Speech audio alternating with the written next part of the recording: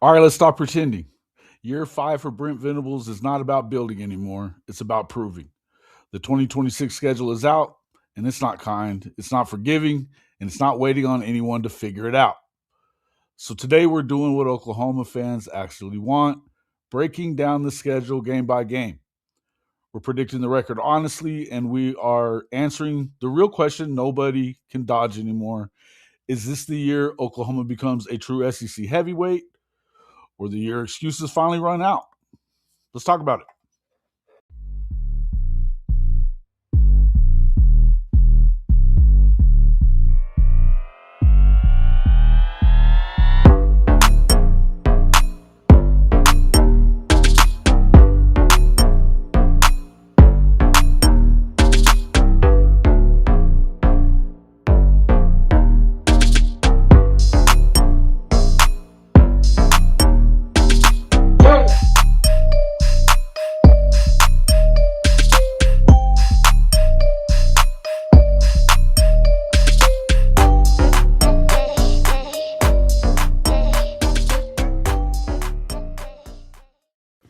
Good evening, good evening, good evening, and welcome back to Sooners Intel. I'm your host, Jason Watkins, along with my co-hosts, Kchris Griffin from the Horns Down podcast and Mr. Mason, Chris Mason from Sooners 360. If you love Sooner football, you know you're in the right place. So before you forget, smash that red subscriber button on all 3 channels, like all the videos, and don't forget to ring the notification bell so you don't miss a moment of Sooners Intel. Gentlemen, welcome back to the show. Glad to be here. Let's get to it. Let's get to it. All right, well, let's get to it, Mr. Mason. You've been coming up with three three topics for us to talk about on Sooner Intel tonight. Obviously, we will get into the schedule breakdown at the end of it, but let's go into that first topic, and you can go ahead and introduce it. Yeah, so obviously the first topic being Jay Valai has officially left to go to the Buffalo Bills. OU has lost their cornerback coach to the NFL. I mean, a lot of the NFL's been poaching a lot of college position coaches the last week. USC lost their D-line coach. That's a big hit for them. Notre Dame lost 2 defensive assistants. UGA lost their outside linebacker guy, a fast rising guy on there. Big recruiter, lost that to the Dallas Cowboys. Sooners, all the big defenses seem to be being poached by the NFL right now this week. A lot of guys going, and now OU has lost Jay Valai. And I guess Jason and Chris, just kind of initially give me your thoughts on what you feel like Jay Valai was able to accomplish in 4 years in Norman. Go ahead, Chris.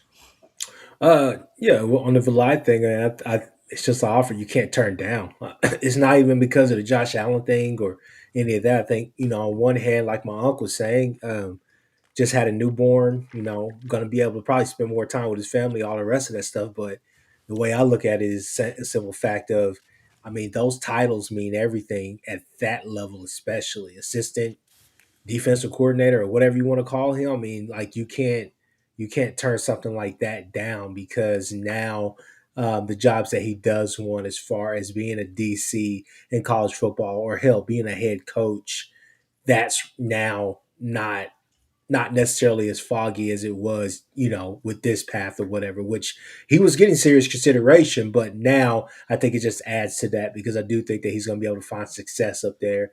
And I think that Chris Mason, I know we talked about it last time on the Monday pod, the recruiting pods. Quick plug there. Definitely check us out on the recruiting pods every Monday at 8 p.m. Central Time. But you kind of just say hats off to the guy. All our Texas brethren and Georgia brethren and everybody else told us in Alabama or whatever that everybody was telling us, oh, this guy, you're gonna regret it. You're gonna see this, you're gonna see that. And I'm not gonna lie, all I saw was results from the CJ Colden days Right. all the way till now with these 2 freshman All Americans that we've had back to back years. The development, the secondary, the way that they like to play, the type of athlete, the style of ball that he's brought here to add to this BV defense, man, you can't do anything except for just be happy and smile because you do remember those years with Roy Manning and so on and so forth, right? It is really just came a long way. And so, not to slight anybody, it's just one of those things where it's just living in reality. Jay Valai has been great. Now, in my mind, it's thinking fast forward. Who's the next guy? And I think there's plenty of names out there, and I'm excited about a bunch of the names that we've seen thus far kind of pop up. However, I trust BV on hires like this. I think he, especially on the defensive side of the ball, I think he will get this hire right, and I think that this will stabilize. But just things that you heard about Valai on the way out, doing some of the things he did. I mean, you just amazing, man. So again, just happy with what the product is, and as I always like to say, don't leave the place burning down, leave an impact. And I think he's left an impact. And I think you got kids there. The talent is in the room, and it's back to the standard that OU had for so many years at corner, right? So Absolutely. yeah, Yeah, the proof is in the pudding, right? I think that when you look at the back-to-back freshman All-Americans with Eli Bowen and now Cortland Guillory, along with you know the development of a guy like Jacoby Johnson, I think it's clear that he has left this cornerback room in really good shape, right? He's been able to recruit some guys that we're expecting to be big time contributors moving forward. Some guy. I mean, there's been some guys that hadn't even really had a chance to get on the field just yet because of the fact that the room is full.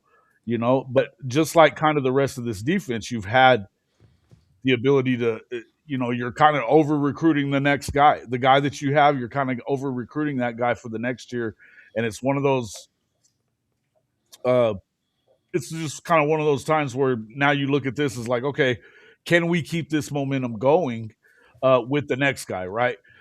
I think that obviously Buffalo got him a great co DC, whatever it is that, or assistant DC, whatever the title is. And I think you're right, Kchris. I think you need those as a coach. If you want to climb the ladder and eventually become a head coach, defensive coordinator, whatever it is, you got to kind of have these positions pop up. And with a new baby on the way, I mean, yeah, man, not having to spend your entire offseason on the recruiting trail and doing some of the stuff that they have to do as college coaches these days. It's definitely a different animal when you get to the NFL. Collective bargaining has made it to where you can't be uh, working with the players at certain times of the year. There's only a certain amount of time you can spend, um, and you don't spend all that time in the building, right? So they get some time off. That's a good thing for them. In I, the end, go no, go ahead. ahead, go ahead. I'm sorry. No, I said in the end, I just think that uh, for all you fans, I mean, I think you have to look at it as okay. It kind of sucks that he's out of here, but you have to expect that BV is going to find somebody that will work in this position because everybody else at every other coaching position on that defense is flat out dream team type caliber guys, right? It Every one of them. it is it's actually a positive that he's leaving because that obviously means that you're doing something right, and we haven't been able to say that for a while. Yeah. In some of these instances, but this is a guy who's done it right. So I think that it's going to be plug and play. I think it's one of those things where I think, look, I will say this for some of the OU fans, not all OU fans. I think most OU fans are understanding of what's going on. But for the OU fans of recent or the OU fans who just kind of forgot what this feeling is like, you got to go back and you got to remember at one point in time, it wasn't necessarily Georgia and Bama running the SEC and winning all these championships and all the rest of the stuff. The Big 12 was a gauntlet, it was a real thing, and things ran through whatever happened at Red River pretty much controlled what pretty much the fate damn near of college football for a while. And so the whole Yeah, it thing is was. that you got to remember that feeling of this is what it's like. You lose coaches, you plug them right back in. And that's what Bama and Georgia and teams like that have just been doing. And they've been able to find guys, and those guys have had success. Hell, Valai is a product of that, right? So Right. I think that it's a great step in the right direction. And now I think that's what I'm eager to see from BV. Can he fill that position with the right person? And I think we should turn it back over to Chris Mason. See, do you have any notes on that or anything to add to that at this time? No, obviously there's a lot of interesting names that have connections to Brent. There are a lot of interesting names that have kind of connections from the Clemson side. There's several guys that Brent coached during his previous tenure at Oklahoma. Dom Franks and Gabe Lynn, for instance, both are guys that Brent knows, Brent coached, has personal relationships with, as well as Brandon Shelby. Then you got a couple of guys from the Clemson side of things, and then you've got some guys that are connected to some of the front office, and then you got a guy who has connections to Oklahoma, but has the state, but has never been available for OU to hire. So I think when you're looking at the whole picture, I think you could go any number of ways. I think Xavier Brewer, you can promote internally. I think, we know that Brent's going to go through some rigor and process with this. This isn't going to be Seth Luttrell over again. Stevenson, the new AD, requires the wrong word, but they're going to make sure that Brent is interviewing three guys, right? You got to bring at least three. You got to be interviewing three candidates, looking at resumes, and if you decide the internal guy's the best one, great. But let's just have some rigor and process about how we're doing it. But I think the most experienced guy you could hire and the most interesting name is T.J. Rushing, just because he's been at Auburn, he's been at A&M, he's from Pauls Valley, Oklahoma. I'm pretty sure he went to Stanford at a high school. He's been in the pros. He's a veteran cornerback coach who has numerous guys in the NFL, has had success at numerous stops. He did a good job with Auburn's cornerbacks last year for DJ Durkin's defense. And he's been at multiple places, like I said, in the SEC. So that would be an interesting name. I think if Brent's going to go with maybe an interesting hire, I think it's probably a veteran person like that, or I think maybe Dom Franks is maybe the way they'll go because he's been at Tulsa, gives you another in-state guy, someone Brent really has a connection with from his time in Norman. Brent's hired outside the OU path, so let's not say that he's just, he's hiring an OU guy because he's hiring an OU guy. I mean, he's hiring somebody he might know. So I think that's the two directions I could see this kind of going in. Maybe it's not TJ Rushing. Maybe it's some name no one's mentioned, but it's going to be someone who's got like a professional cornerback, a deep professional cornerback resume on them, right? So he's going to bring somebody to develop up, or bring somebody in who's maybe only going to be in Norman for 3 years, but, is basically... there's no questions about their resume. You look at their resume and you go, okay, guys, for example, TJ Rushing's coached cornerbacks in the SEC for like 6 years. Yeah.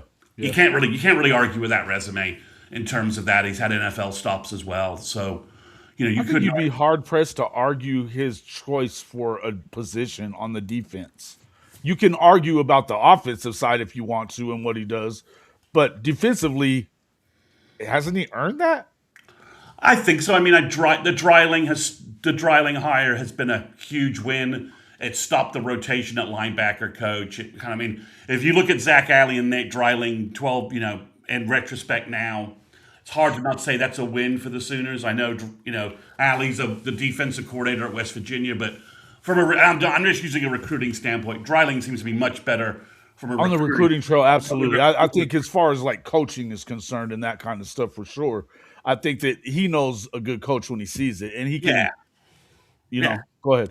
I think you're right. I think on the defensive side, I mean, again, I do think one of the reasons why Valai left is that the path to being like a real DC here in Norman was blocked for the next several years.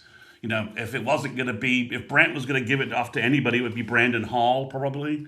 So I think Valai just recognized, and you never know, he could make his way back to Norman in 4 years.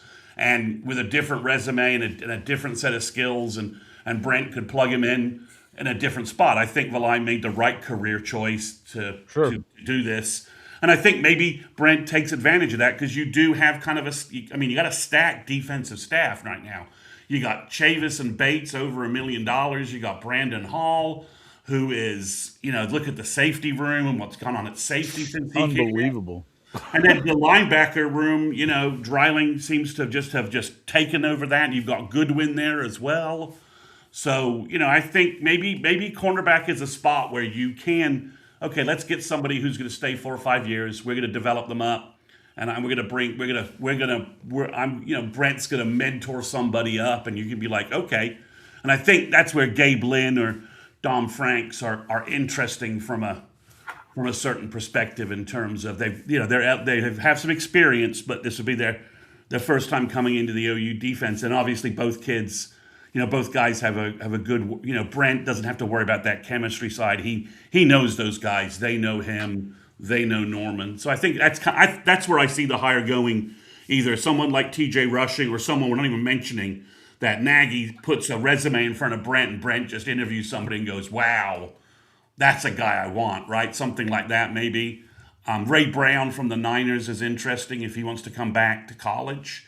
He's with the Niners, so I think there's a lot of things. Jimmy Satterfield's asking about Chip Viney. Chip is getting a lot of buzz about being about having done a really good job at Arizona. He doesn't have as many connections with the current OU staff, and I hope that his resume isn't tainted by his connection with the bad defenses that he wasn't coaching, he wasn't really responsible for. He was doing player personnel stuff then. And it wasn't really player personnel stuff like the stuff we see from the Nagy group right now. So Chip Viney, if you wanted to mentor somebody and bring up a up-and-comer on the West Coast who has all kinds of Cali connections, that's interesting as well. So I think, you got to weigh. There's different things to weigh, but I don't think Brent can make a bad choice. There's really good talent out there. And I think almost everybody they're looking at other than Ray Brown probably is viewing the Oklahoma job as a big upgrade in status. I mean, if you're Gabe Lynn at UCLA, OU, we'll just call it what it is. Being a DB coach for Brent Venables' top 5 defense is different than being the UCLA safety coach. It is what it is. I mean, clearly. Same for some of the other guys. I mean, but at the 49ers, that's that to Ray Brown to come to Norman, that's an interesting conversation about where he would be with in terms of that. But I think there's a lot of good candidates, and I think we'll find out something. I think we'll find out something a little more next week because OU wants to have this person in place for a good 2 weeks. For a good 2 weeks in February to start doing phone calls, making connections with recruits, because March 7th is coming down the road, and March 7th is a massive recruiting weekend.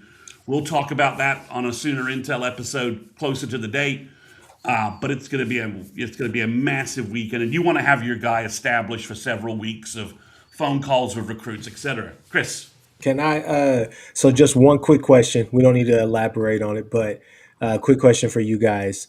Do you think the new DB coach will be a NFL Nagy guy, or do you think it will be a BV guy? Obviously, I think that it's going to be BV's choice, but I'm just saying, you think they may go to the NFL and find somebody, or you think that they will stick kind of to the college ranks? I think it'll be a college guy. Gotcha. But I think the Nagy part is he could float a resume in front of Brent and change everything, right? Like I already talked to this guy. He wants back in college. Interview him and let me know. And then Brent's like, wow, this guy.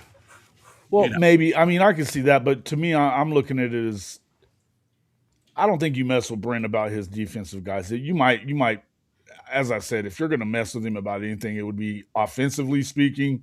I think you might say that maybe he needs a little help with that stuff. He doesn't need help with who his coaches are on the defensive side of the football.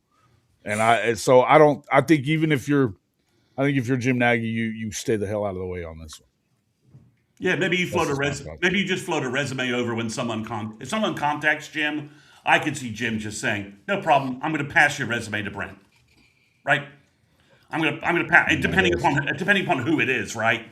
I'm going to pass your resume over, and that happens all the time. And it's sort of a front office that we want, right? We want a front office where Nagy feels comfortable passing a resume over to Brent. Something like that. So. All right. Well, are we ready for topic 2? Sure. All right. Before we're burying the lead here, we're going to get to the predictions at the end. So, Kchris, I need you to lead off with this since this is a legal matter, and you are our chief legal. You're the Sooner Intel legal correspondent here. First off, so the arena got past the Supreme Court. Do you think the Supreme Court ruled correctly? You talking about the basketball arena? Yeah, the Oklahoma Supreme Court. Do you think they ruled correctly on this? Um, Yeah, I Supreme Lawyer. this is what Come I on. would say. This is what I would say. I think this is the best way to answer that. Obviously, they didn't do the right thing as a Norman resident. I don't want any tax hikes or anything like that, but it's a good decision in the simple fact that it doesn't keep the inevitable from happening. It goes ahead and allows the natural progress because this is what's going to happen. Like it's going to happen at some point. But um, I think it's a good decision because in the short term, it keeps the inevitable from happening because they're just going to try again or just going to try to expand. Literally, we just got a message here a few like last weekend or whatever. They're building another Target, another Chipotle, putting another Chick-fil-A. We're going to have three Chipotles here, three Chick-fil-A's. We're going to have two Targets, two Walmart super centers. Um, it's a step in the right direction simply because this SEC thing was real, and there's some stuff that was going on. Maybe their relationship is better, but the city and OU, right? They having to figure all this out, but there's a lot of money to be made off of this in the long run, as far as just the sales tax, all the rest of that stuff. So, not to get into all that legalese and all that crazy mumbo jumbo stuff, but it is. I think it's a good decision in the long run, simply because of what it means, and that this now Norman is already a big city, but now Norman could become a true figure in Oklahoma simply because you're gonna have an entertainment district now. Going to have more travel. They're going to bring in more entertainment, all types of stuff. It's yeah. I mean, it's good in the long run, but I definitely. like the idea of that, Chris. My question is didn't was there no way that it was ever going to come to a point where we were going to have an on-campus arena? The new arena was never going to be on campus, is what I'm guessing here, because of the entertainment district, quote unquote. They ran some proposals to sort of do some different things south of campus, Jason, and it just never could make it work logistically and get the financing and get the investors to put into it. So, I think a lot of folks was like, remodel the field house to just play in front of 3,000 people and just sort of do something like that. And I don't think they couldn't really ever make that work.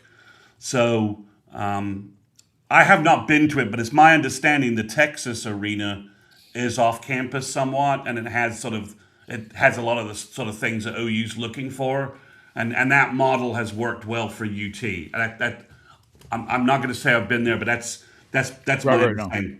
Yeah, that's my understanding. Is that Well, and it's working. It's working well professionally all over the country too. I'm not saying that this isn't a smart idea. They tried You're some seeing, stuff. They tried some stuff land wise, where Lloyd Noble is, or sort of adjacent to it, or sort of South Campus, is what I understood. And they could never get the investors to, and the buy investment into that. to buy into that. That look, the demographic and the marketing people were always saying, look, if we can get people from South Oklahoma City down, that's the dollar, that's kind of the money that you're looking for, and that's what the new entertainment center has Well, and targeted. like I said, yeah, I mean, you see it in Arlington at Live. It's right there where the baseball stadium's at. You've Yeah. got Jerry World is right there across the way as well.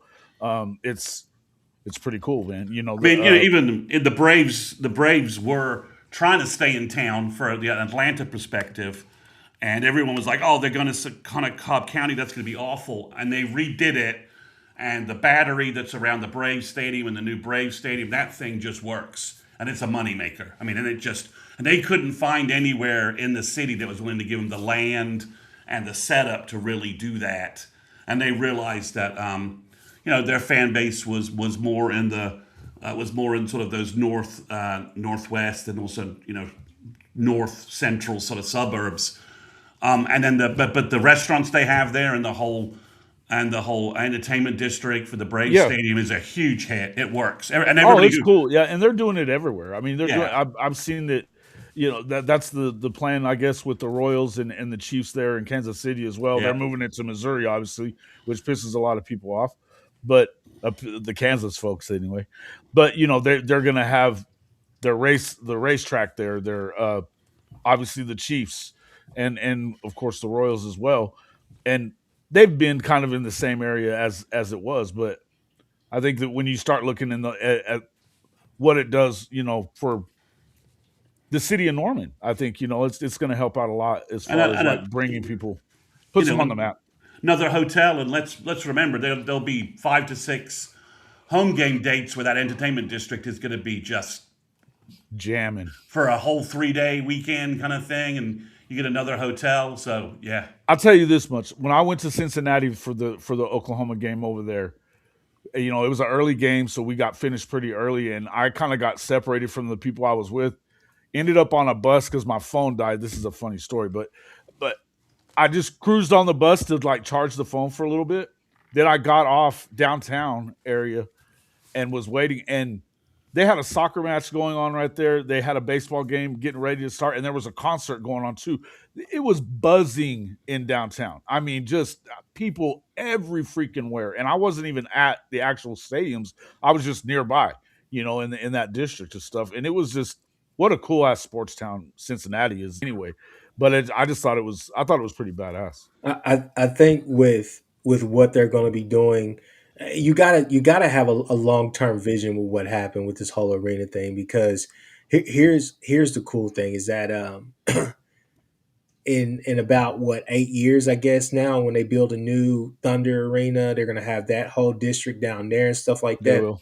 It they're going to come up with some crazy name for it, 35 Drive or whatever the case may be, but I-35 is going to be jumping. It's going to be clogged because people are going to be going back and forth simply because, it's really a 20-minute drive. It's not 30 minutes, it's 20 minutes because you can fly at night. So Moore is the one who's going to be a little bit congested, but regardless, though, no Norman and OU needs this, especially for what they want to become on the more of the external part of the SEC outlook, right? They want to be able to have that, and OKC adds to that because when you're 20 minutes away and you're really a part of the you're a suburb of the in the metro. I mean that's big time. So it's just was just keeping everything. I mean, excuse me, it was alleviating the need to stop anything that was obviously going to come down the line. But I will say, I think probably the best part of it is that OU gets a smaller arena for basketball, and now I think in whatever's the new direction that's going to happen, whether Moser's here or Moser's gone, whatever the case may be, when basketball gets to rocking again, then I think that campus is going to be rocking like crazy. Well, you So, see the mock-ups, and it's like everybody's on top of it. I mean, uh it's got more sort of luxury box sort of suite look. It just looks like a better environment than I mean, they've done everything they can with Lloyd Noble, but it was a multi-arena concept of the '70s, a concrete dome that folks were kind of doing back then, and its time had passed, and they were stuck on a little while. They were stuck for a while on doing a big scale renovation of it, and I uh, think they just finally realized it wasn't. So I'm an old school basketball guy. I think it's a shame that he doesn't already have something on campus, but in my opinion, it should be at least Wayman Tisdale Court, whatever sponsor Hell yes. I whatever love that. whatever sponsor wants to put their name on that. No, I got no issue with that. That's just the world we live in. But I think it should be whenever OU plays, it should be the logo, the name of that hardwood should be Wayman Tisdale Court. Hey, no argument from me. I love that. Love So that idea. all right, well, guys, oh, sorry, go I ahead, was just Chris. going to say one last thing. We hate to give the Oklahoma State mean orange any type of kudos, but I mean that helps them out tremendously. Obviously, everything is centered around Gallery Iba and then T Boone Pickens Stadium, but it's right there on campus. When I was there, And when I wanted to go watch other teams come in and beat the hell out of them, it was just an easy walk. You leave whatever time you're leaving, you still just see masses of people just walking through campus, alumni, mostly students, obviously, but you just see people just parking wherever and literally just walking to the game. And so I think that's going to be big time whenever for like OU, especially with basketball. And especially with the girls team, go support the girls for sure because Well, that maybe it's Jenny B Stadium. I mean, they're not looking they're not looking oh, to slow down the anytime Moser soon. Dome, right? She's killing it, man. What a job Yeah. she's doing. Yeah. So, and so that's all. Again, I think that's something that will only help her too, right? Once those mock-ups get and those, the mock-ups get redone or just say, yeah, like the stuff we wanted to do 3 years ago, that's what we're doing, man. Those same mock-ups, which look fantastic, and obviously, it looks good. It's just positive that we're just moving forward on it, one way or the other. And like I said, and when you're visiting Norman, if there are 4 or 5 really good restaurants there's some restaurateurs in Oklahoma City now. Oklahoma City's food scene's getting that. If you get a couple of those guys anchoring that place, which is what the Braves stadium has, it has a couple of those, restaurateurs in Atlanta have anchor restaurants. That they're not chained. They're chains to Atlanta, but they're Atlanta restaurateurs who have excellent food. You got some of those guys in Oklahoma City. You get one of those guys to anchor, put a new place in that district, and that could just kick it off to another level. So I think it's good. So, are we ready to get to our somewhat controversial predictions for the Sooner season? Yeah, let's do it. All Somewhat right. controversial, huh? Well, All I right, don't let me know. I don't move know if they're let me move controversial or into not. it. Maybe they're not controversial. So, All right, so we'll put the schedule up and then we can just kind of run through it. I'm almost done with the graphic and I'll put it up at the very end. do But you, you here's want your us? Do 20. you want to vamp real quick on LeBron Bauer? Give you a minute. Vent on him? Oh, no, sorry. Just talk about LeBron Bauer, the signee we got real quick. Oh yeah, let's do that. I mean, I'm Give, cool with that. I give like him, you, man. We were talking about him yesterday on the show, this on the morning show, man. It was yeah. what a player. So OU picked up LeBron Bauer, cornerback from Allen, Texas. He's had 50 tackles, 6 interceptions, 8 pass breakups, tackles for loss, a sack. He's really active, and then he has 10 blocked kicks. Somehow he blocked 6 punts and 4 field goals last season. That's not his career stats, so it's what he did in one season. So this guy is a special teams demon. I watched an interview with him. He's done a couple of interviews with some of our competitors. I watched one of those interviews, and he probably would have signed with Houston if he hadn't gotten the late OU offer that Stacey Ford kind of organized and got going on. I think Willie Fritz is a pretty good judge of talent and is doing a good job at Houston. So if you view Houston, you're like, Houston? Well, Houston just got a 5-star quarterback, top 5 player in the nation. Willie Fritz is a good coach, as we've seen before when he's played OU and his stint at Tulane. So I think that's a good sign. He's 6 foot, probably about 175 pounds. That's what he said in his interview. So that's why I'm going to trust him on that. He probably could play nickel cornerback. He could also probably play some small cheetah in the sort of Kendall Dolby role. He's always around the ball. He's anticipating stuff. His work on kick coverage is great. He's downing punts in the inside the 5 yard line. He's making tackles on returns. This is a kid who has a lot of anticipation skills, a lot of instincts, and at a minimum, I think we saw. Jason and I had this conversation, Kchris, that if he's a special teams demon and he blocks the occasional kick and punt for you, and he's always making tackles on coverage units, then he can do nothing but that, and it would pay off in terms of a late offer. Yeah, no, I think your mom was telling me about what you guys were saying about him. I sit here and say, hey, why not kick the tires on somebody like that right there? I think you have 2 guys. One maybe could be an impact next season with the Dakota kid. Was it Dakota Fields? Yep. Yeah, Dakota Fields kid. Maybe he could see the field maybe next year or whatever the case may be. But you have 2 guys that think it's kind of high. It's low risk, high reward if you can figure it out, right?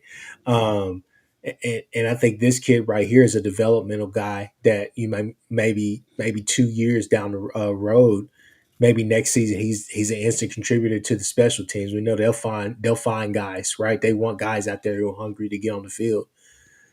But what I would say is that he's somebody that could potentially we could see down the line, be a big contributor to this team because they develop those corners and they get those corners on the field pretty early. So we shall see. But no, I was excited to see who we got, and it seems like we got as Nagy described him, a bulldog, a dog. So let's see. Yeah, listen, that's where I'm at. I mean, I've said it a couple of times in the last 2 days. I've never even heard of somebody that's blocked I mean, you've heard a couple of times, maybe three. I've never even heard of somebody doing it like 5 times in a season at any level. We're talking about 10 in 1 year. I mean, this is a guy that, I don't care what his star ratings are. I think that we should be at the point now that we trust in this staff and who they're recruiting, you know, and their evaluations because they've been good. Pre Nagy, post Nagy, all the way around. I think that you look at something like that. This is a kid that can make an impact as a freshman on the special teams, and that's significant for me. So I mean, we talked a lot. Like I said, we talked about this yesterday morning. I love the pickup. I love the kid's attitude. And the things that he was saying on like Twitter. It's like, don't worry, I'm gonna make plays. I'll be involved. I mean, anticipation like that is rare to see that, right?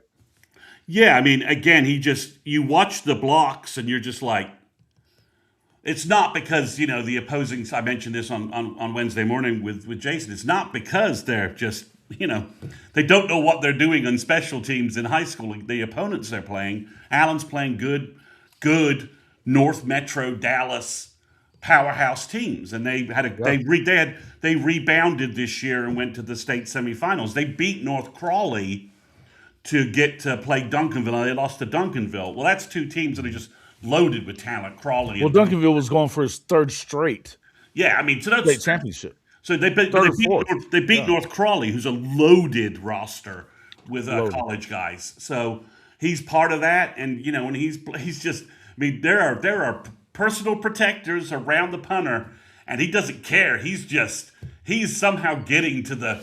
He's getting there, even though there's three guys there, and they're ready for him. And on the Sooner Scoop podcast, Josh was talking about him, and Josh has been following Texas high school recruiting since 03, 04, right? That's his gig. That's what he's been doing. And he's like, I've never heard of anybody with 10 kick blocks. Never. I've never He's like, I've never even heard of anybody close to that number. I've been a sports writer and covering high school and college sports for over almost 20 years total. Yeah, I mean, you just and Never heard of a thing like this. I mean, it's so Never heard of anything like that. so if that's his bag and that's all he gives OU, and he's just That's enough. menacing teams to the point where they're badly punting or they're making mistakes in their punt unit. Sure. Because Sure. look, focus on that guy, and then all of a sudden that guy on the other side gets a block. I mean, I would tell you that the anticipation that we're seeing with what he's doing at every position tells me that he will equate that to the defensive side of the ball also. He's long enough. It looks like his frame, you might even yeah, see him put another couple of inches on, and he's definitely gonna stack on some, he wants to show up at some weight Norman. and stuff like that. He's talking about he wants to get to Norman about 180, 185 pounds, and and he's going to show up this fall. He's not going to enroll early, but it gives you a nice addition, and I think he could play safety, he could play nickel corner, he could be a cheetah. So there's some flexibility. There's some you can plug him in if he's a playmaker. OU's got enough ways that they could use him in the structure of their defense without putting him in the position where he probably would be, where his skill set isn't the best. He's not. He's not Cortland Guillory. He's not Jacoby Johnson in terms of speed, athleticism. He's not that guy. But he can. So OU's defense doesn't need all those guys. They can plug in players in different spots. So, all right, we're ready to jump to this schedule. Yes. All right, Let's do that. Let's do that. Let me go right back to it here. Okay. Scott Walker, sorry about that, man. We just didn't get there. 2-1, seventh. Yeah, So the got a new chance freshman, to the new freshman catcher Wells hit a bomb to put OU up 2-1. So in the um, fifth or sixth inning. yeah, at the Yeah. end of the fifth, everyone's been talking big time about her. Kendall Wells has been, there's been a lot of hype about her, and she just nailed the crap out of the ball. So Yeah. we keep it. First game of the year for the Yep. ladies, looking to reclaim that top spot in the country. They're at number 3 coming into the season. I think that Oklahoma win. I would predict that they win the whole thing at, this year. I just think they do. Yeah, We'll I see. hope Rocha is okay. If you haven't heard, the OU women's pitching coach Rocha has had to leave the team due to a medical issue. So I hope Wow. she's able to come back and be okay. So that was the only bad news today was that Patty Yeah. made that announcement, and she's a big part of their success, obviously. So No doubt. No doubt. All I gotta That's say is we will all be there in June. We will all be there in June. Yes. that's right. no doubt. No doubt. Um, all right. So obviously we got the schedule here Yep. for this season. Um, Look, I think it's on paper, it certainly doesn't look as daunting as what they went through this past season. Um, I think that there's a world where you can be better on offense and still lose 3 times before the second week in October is up, because of the way it sets up. I mean, you on the road at Michigan, if Whittingham is able to get his traction pretty quick, they're gonna play a tough brand of football, run the football, play good defense, that kind of stuff. It could be a tough, and it's a tough environment no matter what. So I expect, myself. I think we don't have to talk about UTEP. They're going to win the game. I expect them to win the game. I don't know how much, it would have surprised me otherwise. I would almost put it as a toss up a lot of times. You know what I mean? I think it could be, but I know that we all picked Michigan to win the game. New Mexico, all picked Oklahoma to win the game at Michigan. Um, New Mexico, I think obviously everybody's going to pick Oklahoma. They should win that game running away. It's the next one that we start on, and talk to me about that one, Kchris, the at Georgia game. So, if I may, I just want to go back to the Michigan game. So, fellas, Please do. this is the interesting part piece about that game. Okay, so Chris Del Conte, you're gonna have to play a night game because we know that that's going to be the night game. We are going to be the morning game, which I like that. 11 a.m. noon kickoff. Perfectly fine with that. I like that. Obviously, they're going to be rocking. They're going to be ruckus. They're used to these 11 a.m. kickoffs, but still a bit of newness to that situation there with Bryce Underwood having to now deal with another coordinator. And I'll be honest with you, there's not too much difference between the Utah offense and what Chip Lindsey was wanting to run, because I think they're going to have to do that still because there's going to be too much speed coming off that edge, coming up that Sure. middle, chasing him. So it will be interesting to see. We know what type of brand of football they play, but I digress. But yeah, that's just my 2 cents I'm throwing at Michigan. As far as Georgia, let's be real, guys. This is going to be a defensive battle until somebody breaks. So this is a game to where, hey, Jason will love me saying this. It's going to be on the offense. The Michigan, those 3 big games to start the year with Michigan, Georgia, and Texas. You got to sustain drives. You got to be able to run the football. You got to be able to actually go and score. We saw this team get it done at Tennessee. We saw this team go to South Carolina and look dominant. We saw this team go and get it done at Bama against those pass attacks. So I think defense travels, and I think this defense will travel. Guys, I put it on there as a loss, but I'm being honest with you. I would not be surprised if this is a game where OU goes in there and takes care of business simply because I think that This is a game to my oldest uncle, as he would always say. He's our elder statesman. He's the coach, but he would say, "Get me to the last 2 minutes, and we'll go win this ball game. I promise you that." That's the mentality I think OU Get it? goes in there with, simply because I don't necessarily see them being intimidated. I don't necessarily see them going in there and it being a too much of a physical game for them. I think that Gunnar Stockton is going to take his chances, take his shots. But what I'm really interested to see is, what does his receivers look like this year with him not having that safety valve in Branch, right? Branch was a different type of wide receiver, because he could run routes, but his specialty was to catch it 2 yards behind the line and then take it 40 yards down the field. So what does that offense look like?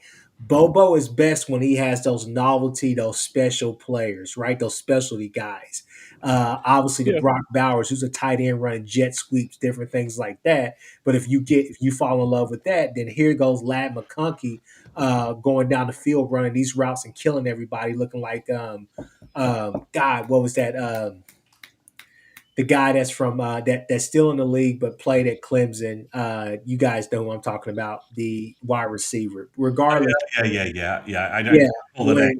when you have that, he The guy loves. got the one guy got the touchdown against Bama to win. Yeah, he That Yeah, Renfro. yeah.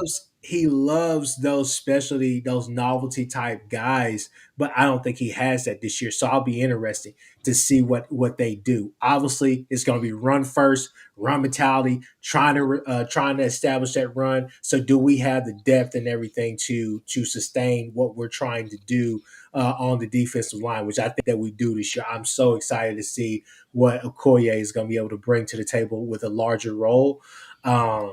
But guys, I'm just telling you, like, this is a toss up game. This is a toss up game, but you kind of lean to Georgia simply because it's Georgia. They're at home. We know this is going to be a night game. They're going to bring out the maybe black jerseys, the black black jerseys. jersey. I mean, it's going to be the whole 9 yards. It's going to be a spectacle. If y'all thought the Tennessee stuff was crazy, watch this. But I know, obviously, it comes down to offense, but I just say that I think defensively we match up well against them. Defensively, they match up well against us. But I think this is going to be a game where I don't think this is going to be a blowout.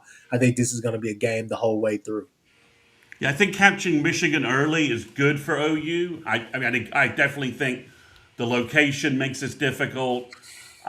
Whittingham's a good coach, but Michigan, I just think Michigan's program has taken a lot of body blows. There's a lot of change. There's a lot of change for them to absorb. New coaching staff. Sure, and it could be a year out. I'm just saying, on the road in the big house. No, I mean is the that thing. that It's yeah, one of those yeah. games that you can't overlook that at all. And believe me, he'll have that team ready as they can possibly be for that Yeah, game. I just wonder if there's it's just there's so much that they absorbed in terms of players out, players in, transition in terms of that. It's a lot. It's a lot for them to have absorbed. I think Chris is right about the UG. I mean, if you think about OU's first three games, it's like, it's three big games. It's like, okay, that's just, I mean, okay, let's just fly to the big house.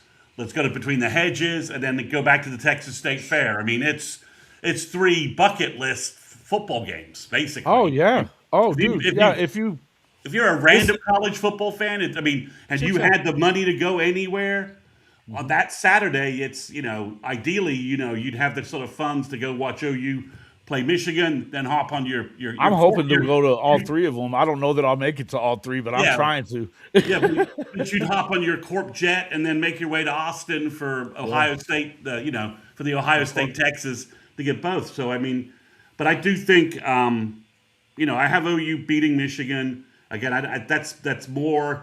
I think Michigan will be at the end of the year. I think Michigan's going to upset. I haven't looked at their schedule, but they're going to upset one of the powers in the Big Ten, right? If Whether it they be Indiana or Ohio Ohio State. State or Oregon. They're going to disrupt someone's season at the end of the year. We're going to catch them not quite, hitting on all cylinders probably, and their scheme lends well to Brent walking in there with his loaded veteran defense and giving them a lot of problems. I mean, No there's doubt. schemes that worry you a lot, and it's just that scheme would worry me more of like year three when they're really kind of they've really kind of got it going, right? That it's kind of going. It's from that perspective. Yeah, and I mean, if you look at what Georgia has been at home since Kirby took over there, it's I mean the only team that's beaten them has been Bama, right? Yeah, yeah, And they've had a Bama problem or whatever. I don't know that maybe they didn't exercise that demon in the SEC championship. That being said, uh, you know, I'm at that wait and see point of I have to see more out of Oklahoma on the offensive side running the football yeah, before I believe you're going to walk into Athens, Georgia, and win that game. Now, I think the defense is going to leave you in every game. There's no game that I look at on this schedule, or you could put any team on the schedule that you want to in the country, Indiana, Ohio State, you can put whoever the hell you want. Oklahoma can be in any game against anybody because that defense is going to be that good. I would say that, look, they were a road warrior team. All their true road games last year, they won them. They and we're talking at Tennessee, at Alabama, two of the hardest places to play in the country. And they were able to go find a way to win it. Look, a lot of the same leadership is still with this program. If they can take on that and continue to have that kind of mentality that they're going to win on the road, that's what they do. Awesome. That being said, I got to see you do that yeah, at yeah. Georgia in order for me to pick you a win there, right? That's Yeah, real. I think you're completely right. I have it predicted as a loss, but I think I think OU takes it to the fourth quarter, and it's a class. It's a dog fight. It's a bad use of a term there. It's a fight to the fourth quarter, and we'll see. Gunnar Stockton is going to be back. He was pretty. I think he outplayed expectations last year. I think that's a Yeah, I think he's a relatively good player, man. I think I he's a think really good that's a player. fair comment. They lost some personnel and lost some guys to the draft. They've always going to have a good roster. They Yeah. added some pieces in the They were portal. a young roster too, though. You got to Yeah, remember they were a young roster, they so were. they almost overachieved. It felt like. They did. They lost a couple of pieces to the NFL. I think they thought they were going to get back on defense, which I think has hurt them a little bit. And obviously, they didn't pick up anybody like the Branch kid in the portal. They didn't pick up an addition like that. So, as you say about the OU offense, you kind of believe Georgia will have a homegrown elite wide receiver when we see it, right? That's been. I mean, OU's have problems. Not to throw stones at UGA, but I'm here in. I live in Atlanta, and UGA for the life of them can't turn around an elite receiver and homegrown elite receiver. It's just not happened. Well, Right. and I'll say this so we can move on, but it's kind of one of those things where we give Dabo a lot of flack. We gave Saban a little bit of flack, even though his was more proven. But they have a specific offense they want to run, and you come there as the OC, but you run that system, right? And I Mm-hmm. think that's kind of where I'm at with Kirby. I think that Kirby has had opportunities to have special offenses. Obviously, you could say he did, kind of a little bit with Flack and Their with not last Flack, but Brent, championship and year. then what would the other kid that was there they won national championships with, because that kid he turned into a pretty good player. But I mean, Brock Bowers is just transcendent, right? Generational. But he's Yeah. had quarterbacks there that you beg to figure out. Well, you beg to ask the question of what the hell was up with Rashada last year, where he couldn't, or year prior, whenever, why couldn't he play, right? You ask the question about Fields and stuff like that. So I think it's more of a Kirby thing than it is anything else, because they've had, and they go out there and they get some of the fastest wide receivers in the nation, but they can't catch for shit. And then also you kind of factor in the fact that, a lot of players do get in trouble there at Georgia for whatever reason. But I mean, it's just a combination of things that happen. But I would kind of point the finger at our friend Kirby down there, simply because I think there's a certain offense he wants to run. And to be honest with you, it's kind of hard to argue against it, right? It's really I just mean, defense. he's Huh? look at the number of playoff appearances. He's two national championships, What another do I couple of know? times in the championship game. I mean, it's hard to argue it. But that being said, obviously this past year, when their defense did have a bit of a breakdown with Trinidad Chambliss,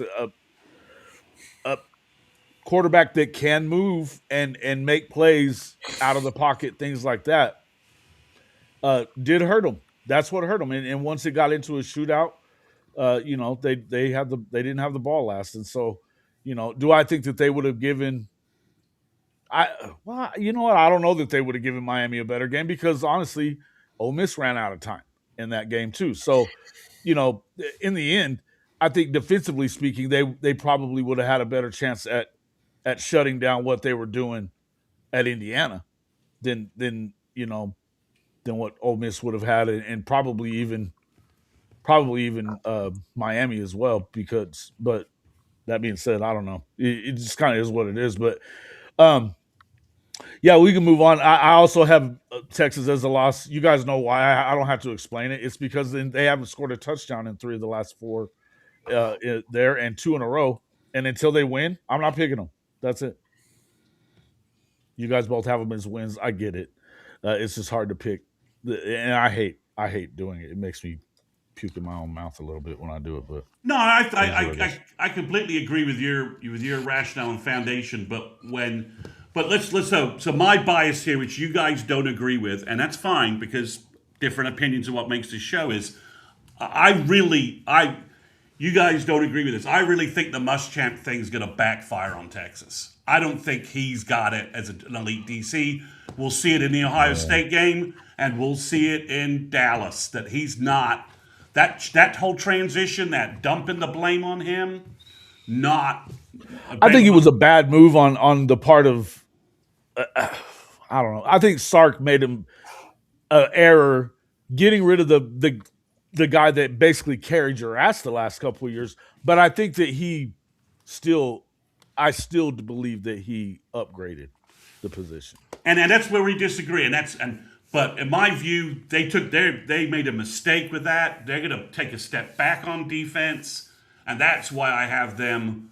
That's why I have OU winning that game. It's the continuity OU brings defensively, whereas Texas, new DC, Muschamp. Like I said, I don't think he's got his DC fastball. The people at UGA I know said that he wasn't really a big part of what they were doing. That was Schumann and Smart, and that basically it was a pity hire because Muschamp needed a job, and Smart took care of his buddy from their time with their previous relationship. And when he walked away last year, UGA didn't miss him at all, and he wasn't a big part of what they were doing. So I think I could be completely wrong on that, but that's why I have Texas. I have OU beating Texas because I think the DC thing, the transition, and the Texas changing what they're doing there, and Katowski. I was just impressed what Katowski did on defense there. I think that scheme was a tough scheme to go against. They proved it on the field, and changing that up. Plus, some of the guys, the veterans they've lost they lost Muhammad, the cornerback, right? He went pro, and they lost Taffy, and they lost the linebacker. They've lost some pieces Anthony there. Hill. Anthony Hill. They've lost some pieces there. They did go make some big additions, but they did. They got the Pittsburgh linebacker, but we'll see. We'll see how. I mean, we feel good about Cole Sullivan because he's playing next to Kip Lewis. Me right? too. If he wasn't, if it was Cole Sullivan as our elite guy, and nobody else experienced around him or stars around him, we might be a little more weaker on our linebacker group. So they got the Pittsburgh linebacker. I'm sure he'll be good, but I don't know that the guys around him are elite. Obviously, got Colin Simmons back, so good for them. But I think the DC change is going to blow up on Sark. And I could be wrong on that, but that's why I have OU flipping the tail in Dallas. Hell, I hope you're right. I hope I'm completely wrong. Completely wrong. Here's what I'll say. I get where you're coming from. Get where you're coming from, Chris Mason. Just go do it, man. I mean, I think at the end of the day, 2 of those 3 games you were talking about, Jason. I mean, there was a certain I forgot. I almost called him Blake Bell, but old boy was the quarterback that game, and that was bad. Hey, I watched Blake Bell beat Notre Dame. Let's not scar the. I mean, you easy on Blake, man. Trail was calling plays, and at first you're kind of like, okay, but you're kind of like, hey, you got to let Hawkins air it out if you're gonna just keep him in there. You got to at least have some threat. You're not throwing it down the field. and then obviously the injury or whatever. So if it's a fifth, we all be drunk. So you got to go do it. We've seen them do it. We've seen them be competitive. Last year was competitive until it kind of wasn't. But Last year they were you had a Clemson dominating and the you had a what defensive you side call of it, the ball. huh? Last year they were dominating the defenses on the defensive side for a long Yeah, time, you just and couldn't. sooner or later you just break a little bit when you Yeah, you can't get break. Yeah, anything no, I going. mean that's the whole thing. Just gotta go do it. But I'm gonna stick with the win. I'd say it all the time. I can't pick Texas. Fuck Texas. But excuse my language. But let's keep moving. Let's keep it moving, man. Yeah, All right, so I I'll mean, say it with you. Fuck Texas. Yeah. all right, so I think we all agree that Will Stein's going to get Kentucky going, but going to Norman year one's a little bit of a challenge. Yeah, I think it's one of those games that you better not overlook, but because I think he'll have some wrinkles there. I think Kenny Minchie, he can throw it, but he's also a good runner. So I think those are always those kind of quarterbacks that concern you a little bit because they can beat you multiple ways. You definitely cannot look past these guys. You Yeah. know, you And can't then do it. at MSU, we'll be seeing a lot of familiar faces with the Yeah, with it's the Norman South. the Bull Sooners, the Sooner Dogs, whatever we're calling Yeah, them. And yeah. BV loves that offense. He loves going against that offense. I Yeah, think that's going to be an interesting part. The Kamario Taylor, kids uh, got a lot of work. Stud. tough kid, is gonna take his shots or whatnot. I think it's just assignment sound football. Going back to the Kentucky game, I'll say that's what both of those games come down to me as Will Stein is notorious for the short passing game. It's damn near a West Coast offense almost. It's get the ball out of your hands, get short, this and that, work the field, take your shots when you can. But Sure. um, for me, I would just say that I think they're still probably a year or so away. But it is a game where they can come and sneak in here and make it competitive. One But of the things it's that I the would also SEC, say, let me huh? just say this part. I would just add this part. One thing we see sometimes after Red River, win or lose, is hangovers. Yeah, So that's another It said thing that you Norman. got. It said Norman, which I like though. Like it That's true. could be if it was in Kentucky and you were sleepwalking, I'd be a little bit more. But yeah, you I have a get it. good point. You have a good point there. MSU again, South Carolina. A lot of people are predicting South Carolina for like a bounce back season. Obviously, they need one considering what they did last year. And I mean, if South Carolina's struggling, I mean, Beamer could be on like the red hot seat coming into Norman. Chris, do you think Sellers and Bryles is that going to work? that's what I'm the most scared about. I mean, to me, I think it's one of those things where I'm a little bit nervous as far as I think defensively they're going to be stout, but do you have somebody to pair? Can you find another Kennard to put over there with the Stewart kid, right? Um, but when it comes down to the offense, I just don't know if trying to take a quarterback who honestly, let's be real, Sellers is really good when he's really good. He's great. But now you're Yeah, putting him in an offense where now it becomes a thinking game. So you're taking away the athletic element to the game because now he's thinking a lot. Don't get me wrong, he can pull it and run, but in that very shoot, you're counting numbers, you're doing this, you're doing that. So I'm hopeful that he grasps it and does what he need to do. And we know that he can throw the deep ball like nobody else, but I don't know, man. I just think that it's I don't think it's a lot to ask him at this point, but I just think that with Kendall Browse and all the rest of that stuff, I mean, I just don't know. I mean, when it's working, it's working. I guess they could be scary if Jaden Gibson goes there and goes crazy because then he can become the number one and he could take over for Nick Harbor and put Nick Harbor on the other side, and then you're basically, you know what I'm saying, yeah, yeah. trying to control 6'5" on this side and 6'5" on that side, and both can blaze down the field, right? So Well, they got Jaden Gibb. They're banking a lot. I saw some South Carolina preview, and they were talking up Jaden Gibson big time, and I was like, kid hasn't played in 2 years. That's a lot of you're talking him up for a lot for a kid that's not played for 2 years and had some off the field stuff, and I'm not I don't know the full details of that. I don't think any of us do because he obviously left town, but it's a little tricky. Chris, I know Jason's back in time for the Florida game. This is an interesting game. A lot of people, the SEC Mike on their podcast, on that SEC podcast, picked OU to lose in Gainesville. Chris, I picked OU, and I'm one of the reasons I'm kind of leaning towards OU. It's obviously the road environment is the road environment, but if you've already gone to the Big House and you've already gone to Athens, the swamp. I understand it's the swamp, but it's at some point you've been to Rocky Top, you've been to Tuscaloosa and Athens. Is the swamp really going to be some level and degree tougher than that?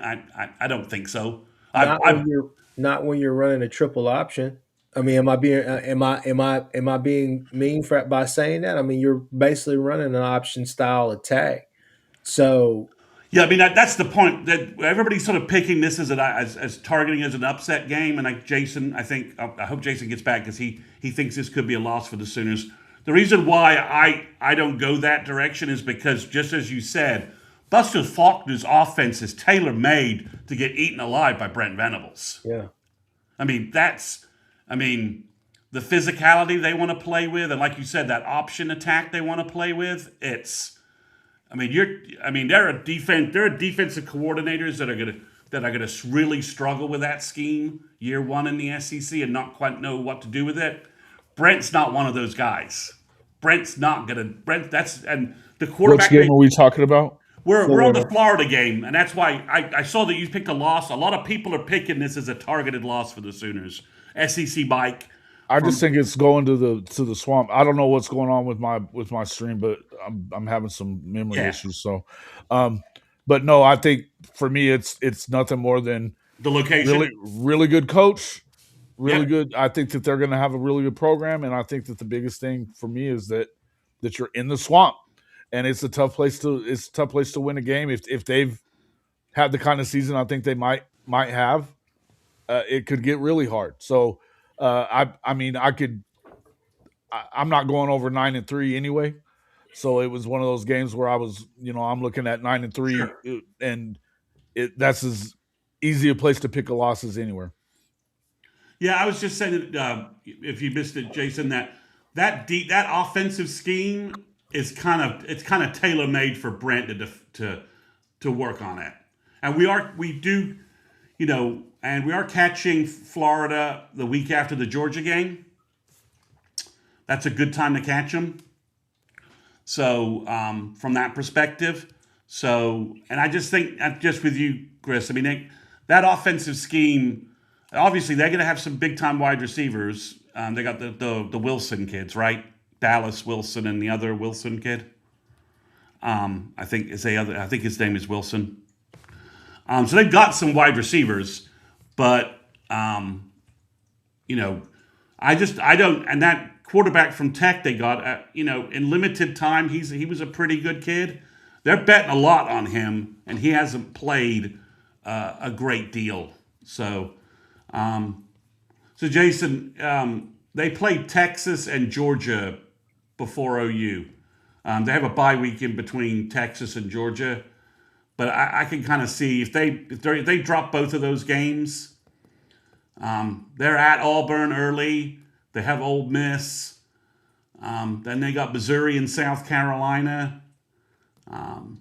It's hard to imagine, Chris, that Florida's going to be undefeated when OU goes to visit them in the swamp. Oh no, I think it. I think that. Um, how am I forgetting everybody's name? What's the coach's name down there in Florida right now?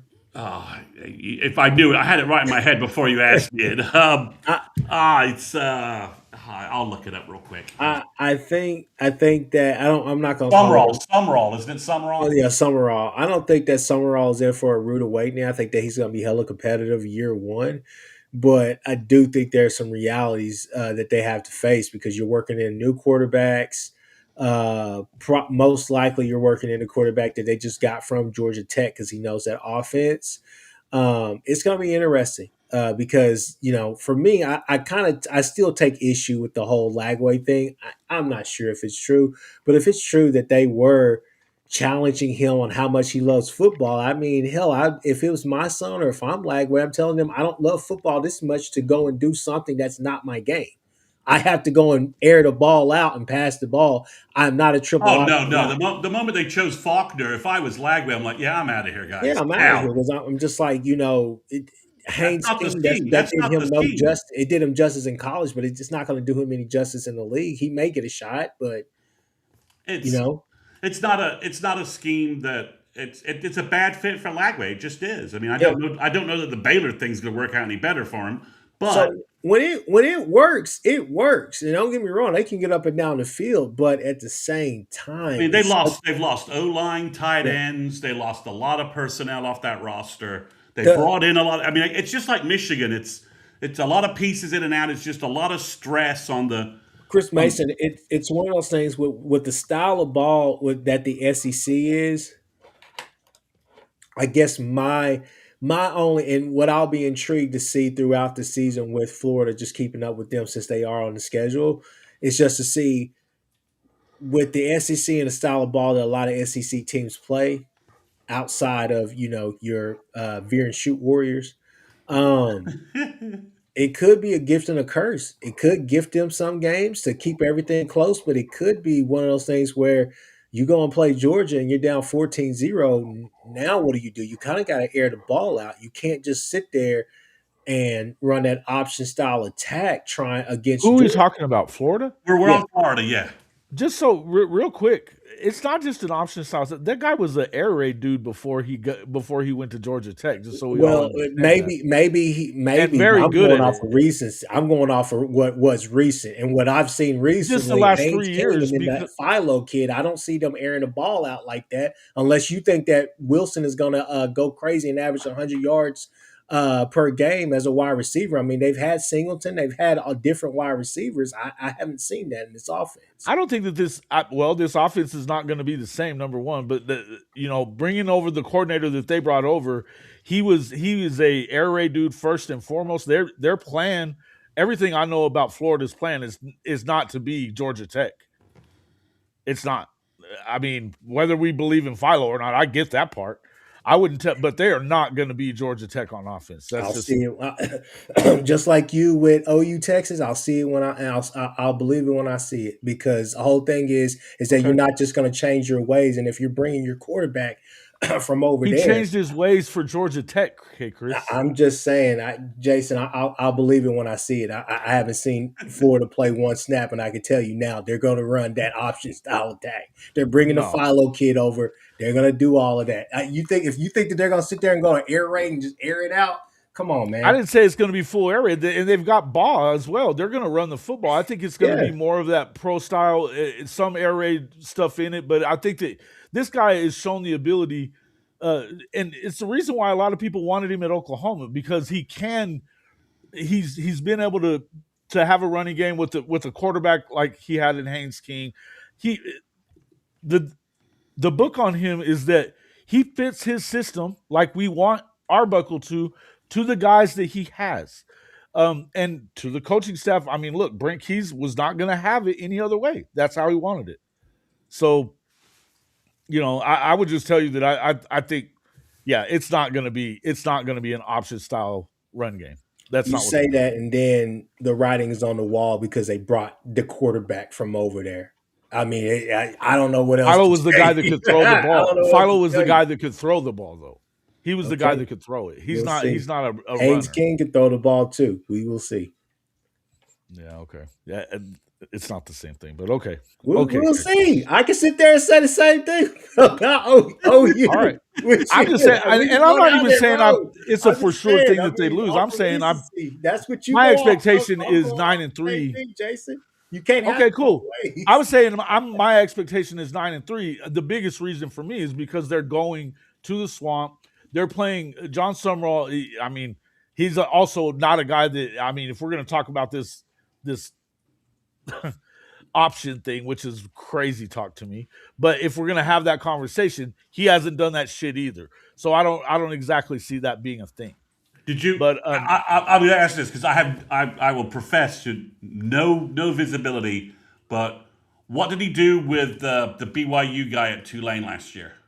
They were still running Craddock's offense. They were still running that. Okay. They still threw the ball quite a bit. They ran the football, but there wasn't any option involved in it. Okay, I was You just, know, just it I was was just wondering. more So you think it'll be more similar to Tulane's scheme? yes. You think Faulkner calling something more similar to what Tulane did? Yeah, I think Okay. Tulane, but I think the reason that he likes Buster Faulkner is because Faulkner has shown an ability to do different things. He's not married to anything like some people we know.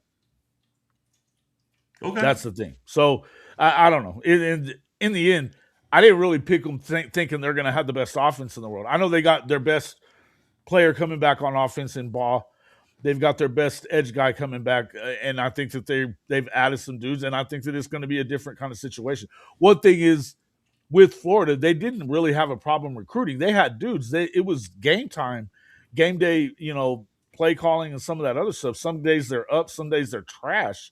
But and I just think Billy didn't do a very good job as a game day coach, and so I think a lot more of John Summerall than I think of Billy Napier. Okay. That's just my feelings on it. Again, I got 9-3 for Oklahoma. That's a loss that I could see them having as one of the third losses. I could see Michigan being it instead of that. I could see Texas A&M being that third loss, which you're the only one that picked them to beat Oklahoma, and that's a home game there. I was just being kind. I was just trying to keep because I heard your voice. I was like, Jason's gonna annoy the shit out of me saying you picking 11-1.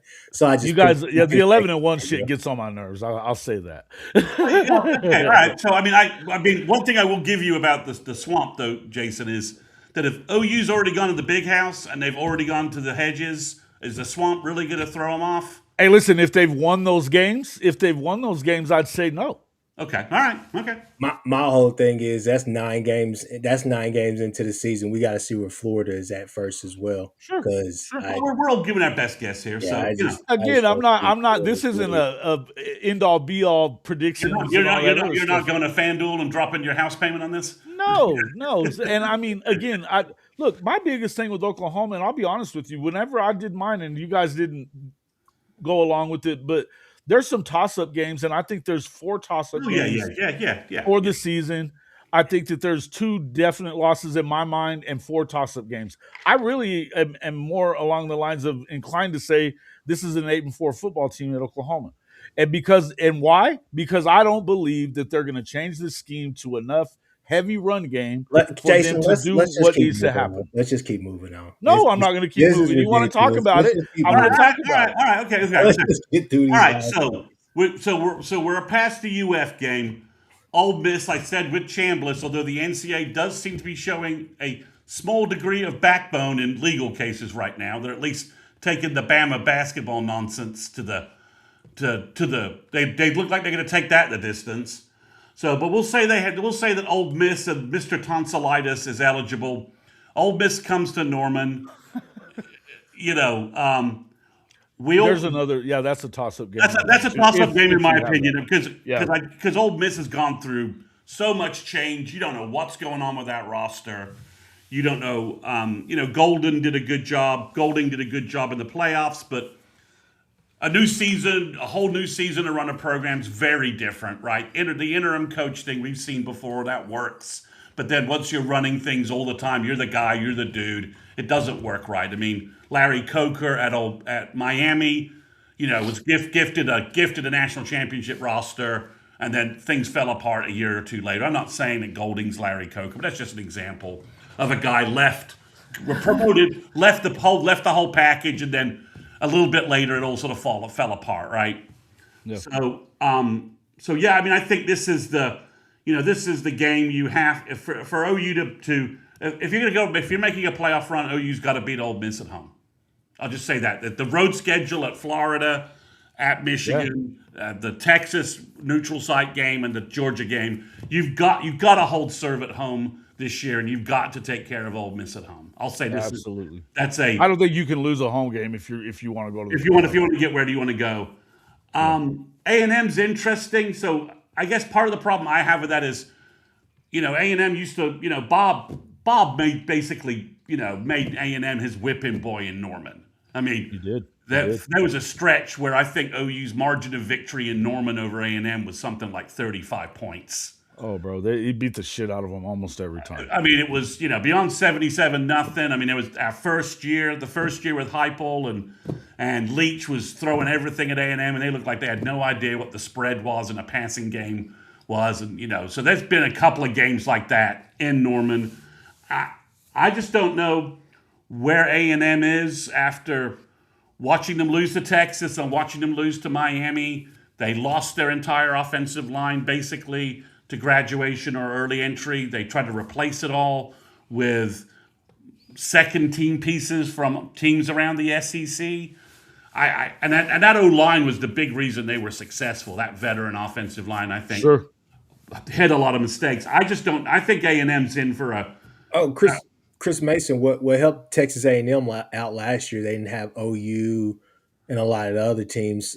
Top Well, Their we- schedule was Yeah. cakey in the SEC, man. That Missouri big was game pretty was much supposed like to be. they're like No one- Georgia, no Alabama, Yeah, no OU, And it was supposed to be LSU and Texas were supposed to be their big games, and LSU no just Tennessee even. Yeah, fell apart. So their schedule's more difficult. And I just think, and they didn't have to play the SEC championship game. They somehow avoided that and getting exposed by Georgia in that. I think they would have been exposed by Georgia if they played Georgia there. I they just didn't play Ole Miss. They didn't play Ole Miss. They didn't play Tennessee. They didn't play Oklahoma. They didn't play Alabama. And they didn't play Georgia. yeah, They- somehow they they- avoided all that. they struggled last year when teams really said, "Okay, let's all calm down and let's do these two things. If we do these two things, we give ourselves a chance to be successful against them defensively." Confuse the hell out of him on the back end. Change the Marcel. picture up. Yeah. Second off, oh, this is really simple. Get Concepcion down on the first hit. Stop hitting him and then letting him just bounce off of you and go for 60 yards. They took away a lot of those chunk plays that they picked up on a short passing game. This is Colin Klein's offense that we were talking about, people. It's not like he's just, let's just air it out. No, he wants to motion out. Well, he's gone. Yeah, I already know. I'm leading to a point, Chris Okay, Mason. I'm sorry. But he's a guy where you're just sitting there and you're just saying like, hey, he wants to lull you to sleep, get you on some easy stuff, lull you to sleep. Then he wants to hit you with a couple of bums. But I told my aunt, I say, hey, I have reservations about Chambliss and Marcel Reed, but more so Marcel Reed because I don't think that outside of the short game, I don't think that he could throw it down the field consistently at a high chip. And I think that he gets confused a lot still on the back end with his reads. And so the dude's a liability. I think he's a liability. That's what Texas did. If he, and if you are playing assignment sound football, as Texas did, I mean, you kind of stop his whole running threat, right? So to the point though is now I don't necessarily know with the offensive coordinators. That's where I would go back to the Ole Miss game if I could throw in my 2 cents on that. Charlie Weiss is a really good coordinator, but here's my issue with them is that offensively, the one thing that they lose the most, whether they have Chambliss or if they don't have Chambliss, is those crazy psycho adjustments that Kiffin would make in game. That's not necessarily there anymore. So does that come back to bite them or not? That could be something that you're looking at. That's an underlying thing that nobody's going to talk about until they lose a game or two and people are trying to figure out what's going on. And it could be the simple, crazy psycho adjustments that he would make. But at the same time, you got to look at Texas A&M the same way. Defense is going to be stout. They're going to be aggressive. They're going to do all the rest of that stuff. We know what we're going to get from them on that. But offensively, with Colin Klein, calling it safe tends to help those pure runner quarterbacks as you would have with an Adrian Martinez going back to those K-State days and before he went to Texas A&M. So the Skylar Thompson kid as well. I mean, he obviously that kid could pass, but he was running as well until he hurt himself. But again, forgot about Skylar. Yeah. But you didn't think I was going to say that name. But anyways, when you get those when you get that type of mind or whatnot, that's what I'm trying to say is that what does the marriage look like now with him and his OC? And that's what I'm really worried about Good with Texas question. A&M. Well, they promoted internally, right? Yeah, The Holman Wiggins kid, who hasn't been an OC. I mean, I don't think he's been a big time OC before.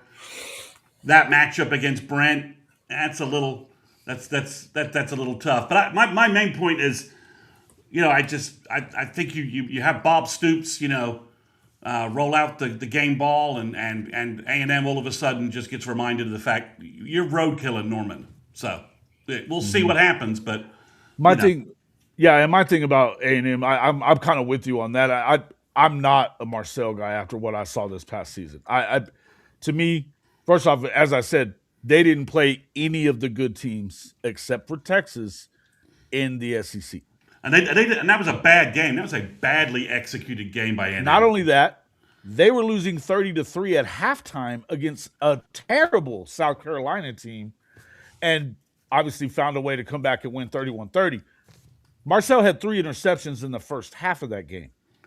Yeah, I do not believe in this football team. I like Mike Elko overall. I think offensively speaking, they're going to be challenged. all right. I So think the they're going to be challenged. OU goes on the road at Mizzou. We all have this as a win. I'm an Austin Simmons doubter, but I'm more doubting Mizzou's defensive losses. That they lost the linebacker, the middle linebacker Trotter. They lost Damon Wilson. The other end went pro. That they've lost a lot on defense. did Trotter go pro? Yeah, Oh, he's gone. So, rightfully so. the playmakers that really impressed me on their defense last year, they're all gone, basically. But even that though, you've got a new coordinator. I mean, I know it was always Drink's way of kind of doing things, but you got to have a whole new coordinator. I don't know what I think about that offense anyway. I think that Austin Simmons could come in and be really good when you've got a running back like they have. Oh yeah, And we'll kind of wait and see how it turns out. But I still think offensively they're challenged. I think there's some issues there, and I'm not sure that I trust that they got better. Not Here, a whole lot better anyway. here's the issue with Austin Simmons is I We don't think know, right? well, no. I think I do have an idea of what's going to be the issue with Austin Simmons, which is does he get too trigger happy when he does have the opportunity to pass the ball? Because I think that's the balance that you're going to have to find with him, which is, hey, we're a run first team. We have 2 backs that we believe in. One that I don't. I think didn't Hardy lead the nation in rushing last year? Or He did. He yeah, did. top running back coming back in the nation. Stud, man. Obviously, that you're going to be on a lot of Dope Walker lists, everybody's list for a lot of different awards, Mhm. rightfully so. When you get the ball in your hand and it's time to go pass, we need you not to put it in harm's way. So that's the interesting thing. If somebody comes in there like an OU or a Georgia or somebody like that and is able to stop him from having, a big game and it's coming down to you on those 3rd and 12s, different things like that, do you force it or do you live to play another day? I think that's, it's a common theme. It's not necessarily rocket science, but I think that's kind of where you have to have your concern with Austin Simmons is that okay, when he is getting the motor running, when Hardy is out there running his ass off and he has 120 yards in the first half and the Can you second half, manage the rest of it? Yeah. yeah, when it's 17-14 and late in the third, and you need a big first down on 3rd and 5, 3rd and 6, are you just checking it down and picking up the first down, or are you throwing it into harm's way? I mean, that's kind of the question you still have about Austin Simmons, and it could hurt them throughout the season next year. I feel like he would have calmed down at some point under Lane. They ended up with he got hurt and Trinidad Chambliss was fantastic. I think that we saw what he looked like against Georgia. They hadn't seen him, so they didn't have a book on him at all. Yeah. But I think a lot of people were judging what they looked like in the Cal game. I get that. They damn near lost it. Or was it Washington State, wasn't it? Wasn't it Washington State that almost beat them early in the year? Ole Miss. yes, Yeah. yeah. It was. Yeah, I mean, and Missouri last year, I mean, they didn't beat a team with a winning record, But right? I was talking about Ole Miss, but yeah, I mean, but yeah, Yeah, some of the Mizzou Mizzou's. wise, I'm talking about Austin Simmons, but Yeah, Mizzou yeah, wise, yeah, I don't listen. We've talked about Mizzou a lot on my channel and this one. I'm not a believer in Drink anyway. I yeah. think that a lot of what we saw out of him the last couple of years was predicated on the fact that they beat Tennessee. They and they were able to have the one of the easy schedules, A&M type of schedule in the SEC once they got away from the divisions. I think that's the long and short of it with me. Other than that, and even last year they still had that schedule and they went 8-4 and kind of got lucky to do that. So I'm not a big believer in Eli Drinkwitz. I know everybody's loving on him and stuff like that, but now that they've kind of backed off a little bit, it seems like on their spending, I'm wondering how he holds the ship together there because it's still Missouri, folks. He should have got out of Dodge quickly. I think He should have taken one of them damn jobs, bro. He should have taken one of them jobs. for sure. Yeah.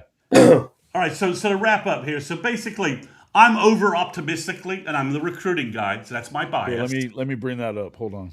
So Go ahead. I'm optimistically, I'm at 11-1 basically because I've stated my reasons why I think OU can beat Texas, and we'll see if that's a stupid prediction or I'm Nostradamus about that.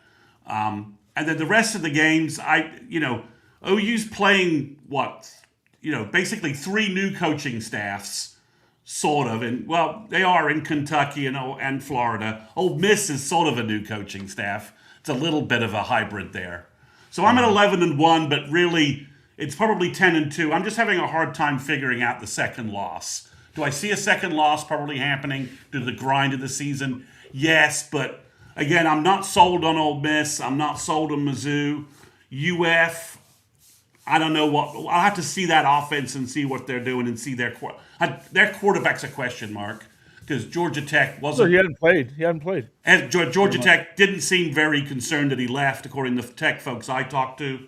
So it's hard finding that second loss if you don't choose Texas, right? I mean, I think the obvious two losses on the schedule, if you want to just go, would be Georgia and Texas back to back, which is a little of what Jason's doing.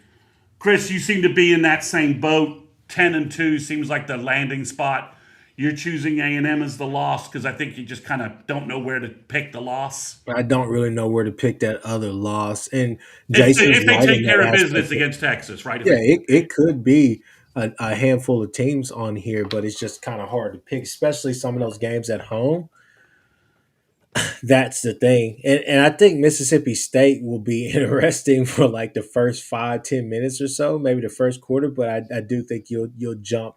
Well, if they jump on you, Yeah, I you think could be that Camario's a good player. He's a good player. He could like put you in danger in certain ways, but he could also, as a first year starter, could also get them in trouble.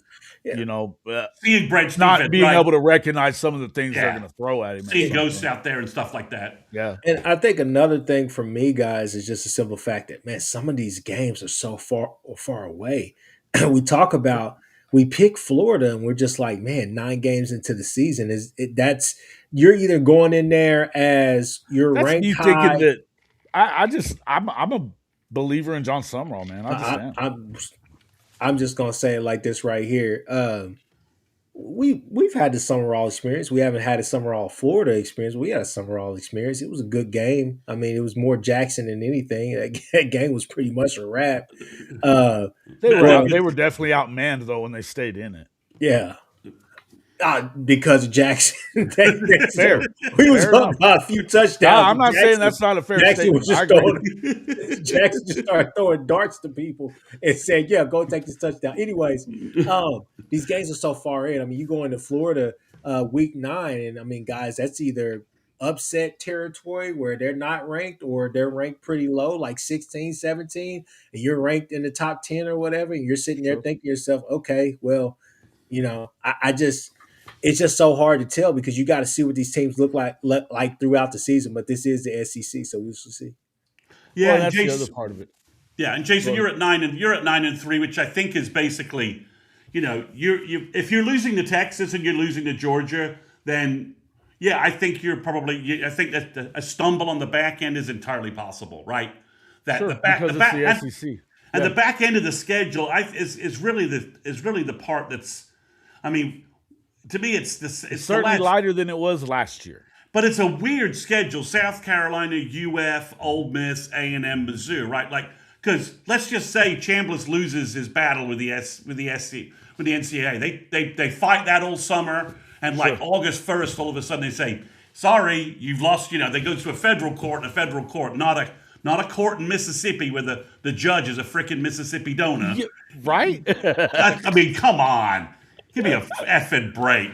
I'm Um, surprised they haven't already recused that dude well, off his team. exactly. I mean, just give me a break. So let's just say that something weird happens with Ole Miss, and then Golding, first year coach, they have a lot more struggles than you think. I know they brought back the offensive coordinator that was there before. He wasn't Yeah, the he was offensive. co-coordinator with Jeff I think, Levy. yeah. So they brought back a guy they know, but you never. I mean, you never know quite how these. This is. I mean, that's the continuity part that you don't know that because Lane Sure. basically had the offense on autopilot, right? What they did Rhythm. do at Ole Miss was they brought in a guy that had 1,800 yards at the FCS level as a running back to go with Kawan Lacey. Yeah, Um, I like Deuce Knight a lot, though. I think that Deuce Knight is also, there's a lot of hey, talent listen, there. he's going to be a first year guy, but he's a lot of talent, big arm talent. Yeah. He seems to have a lot of swag. I mean, look, I think that Ole Miss, they kind of got, I kind of look at them like I look at Oklahoma. They could win 10 games. They might go 7-5. Yeah, this schedule's but it's just the back end of the OU schedule is like you said. We don't know. I mean, Chris is right. UF, that's so late in their season. Sure. If they upset Georgia and Texas, and they're now, and we walk in there and they're like 8-1 or some nonsense like that, then the swamp will be. I've watched several games in the swamp with various UF coaches. When it's humming, it's humming.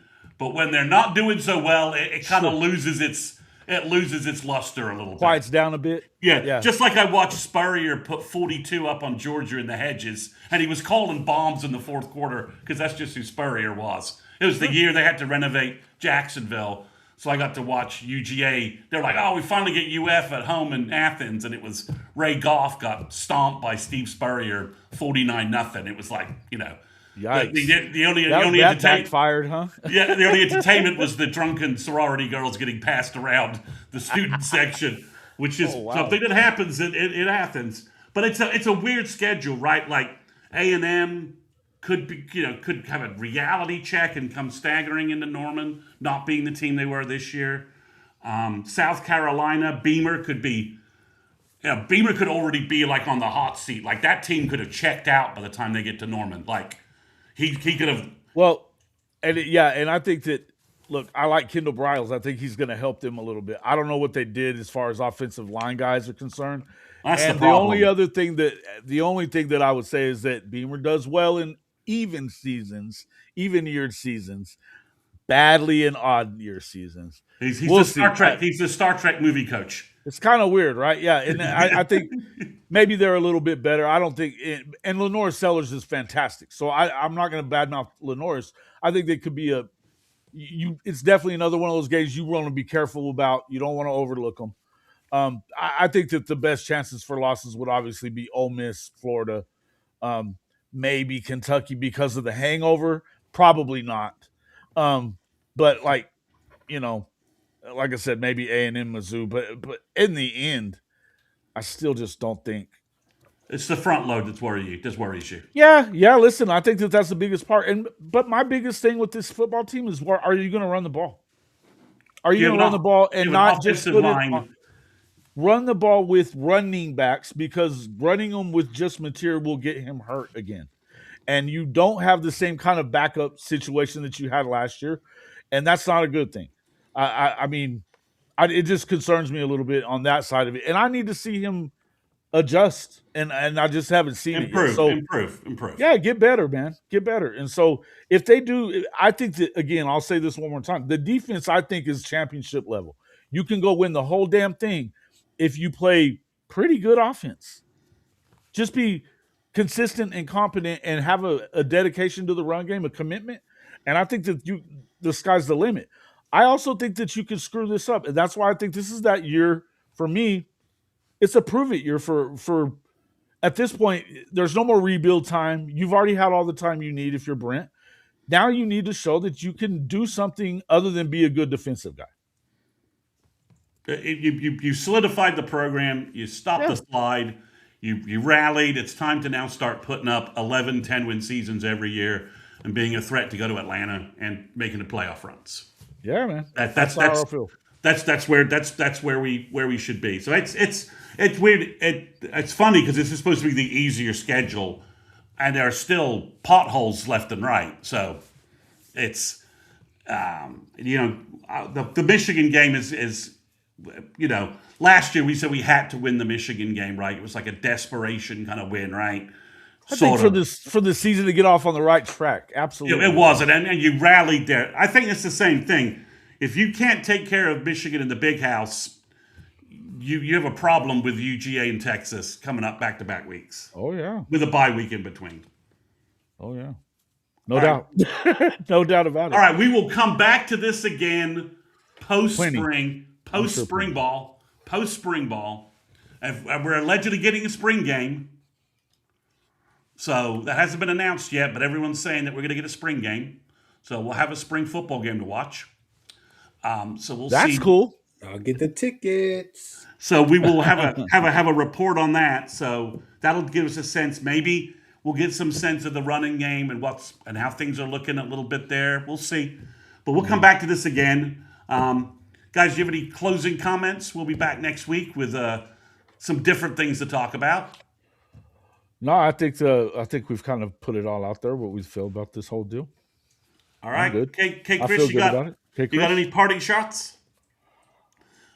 Texas sucks. Got it. All right. Yeah.